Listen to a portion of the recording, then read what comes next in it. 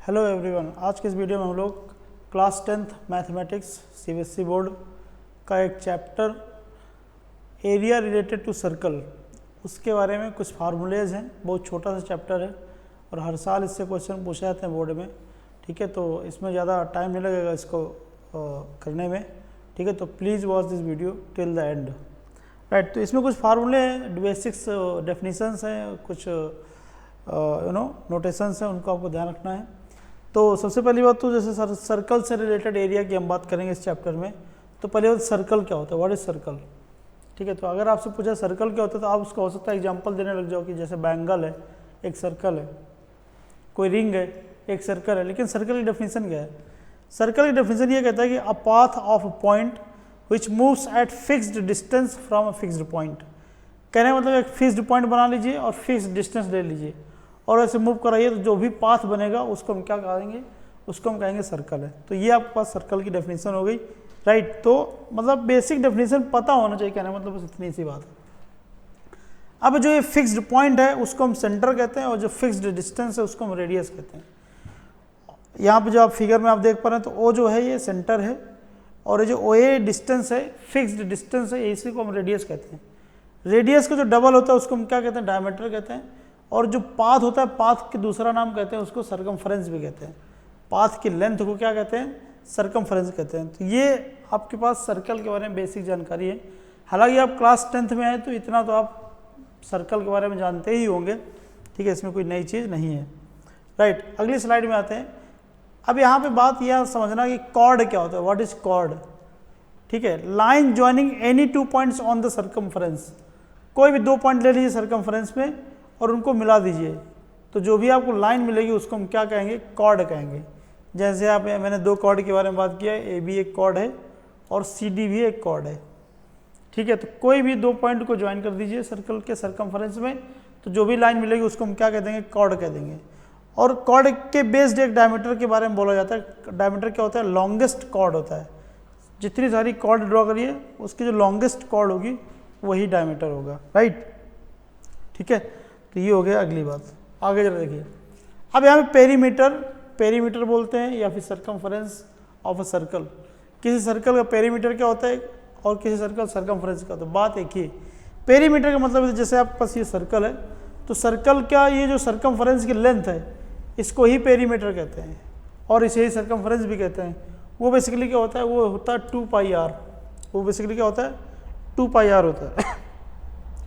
यहाँ पे जो पाई है, बेसिकली पाई को जनरली हम 22/7 ले लेते हैं, लेकिन ये गलत है। देखो यहाँ पे 22/7 एक आपके पास रैशनल नंबर है और पाई जो है आपके पास इरेशनल नंबर है। तो कभी भी रैशनल इरेशनल इक्वल नहीं हो सकता है। लेकिन फिर हम क्यों ले लेते हैं ऐसा इसलिए लेते हैं कि डेसिमल के बाद 2 प्लेसेस तक दोनों की वैल्यू क्या रहती है? सेम रहती है।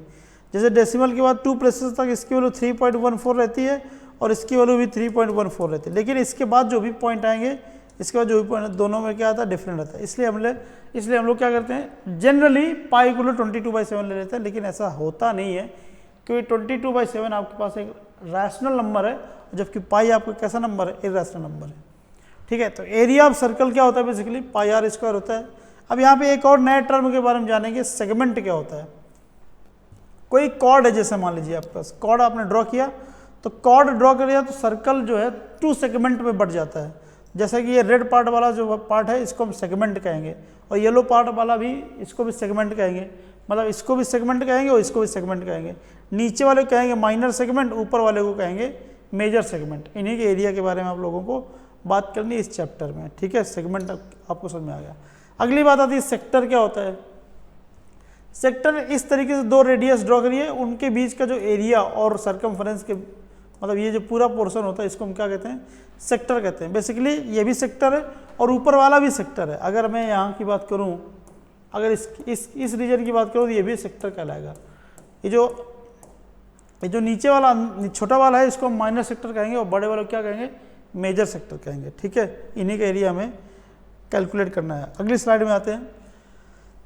यहाँ पे मैंने एक फिगर बनाया हुआ है जिसमें से एक सर्कल बना हुआ है और इस तरीके से एक एंगल बना हुआ है और ये बहुत सारा यहाँ पे एक ट्रायंगल बना हुआ है, AOB और APB सेक्टर है, सेगमेंट भी है। तो सब कुछ पता करते हैं यहाँ पे। जरा देखिए, arc length of the sector of angle theta.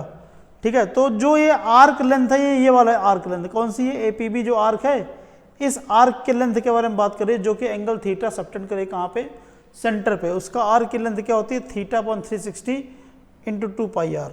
ठीक है, ऐसे ही area of sector of angle theta, मतलब अगर मैं पूरे सेक्टर के एरिया की बात करूं तो वो क्या होता है, पूरे सेक्टर के एरिया का मतलब यहाँ पे ये है कि जैसे मान लीजिए आपने ये सेक्टर है आपके पास, इस पूरे एरिया के बारे में बात करने की बात की जा रही है।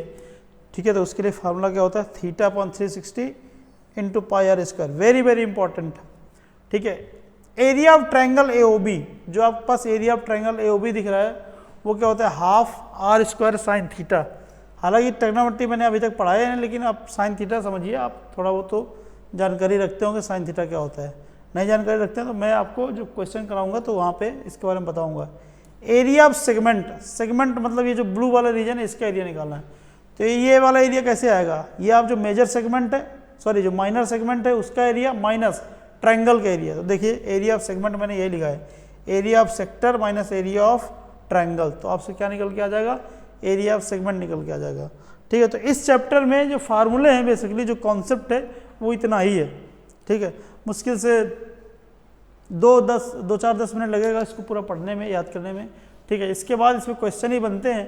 ठीक है, तो हम लोग अगले वीडियो में इस चैप्टर में थोड़े से ज़्यादा क्वेश्चन करेंगे ताकि ज़्यादा कॉन्सेप्ट क्लियरिटी आएगी, क्योंकि इसमें फिगर्स बहुत अच्छे समझ में आने चाहिए, क्वेश्चन अच्छे आते हैं एग्जाम में, राइट। तो हम लोग इसके क्वेश्चन करेंगे, कम से कम 2 प्रैक्टिस सेट करेंगे, लगभग 20 क्वेश्चन के 2 प्रैक्टिस सेट करेंगे इस चैप्टर के बारे में।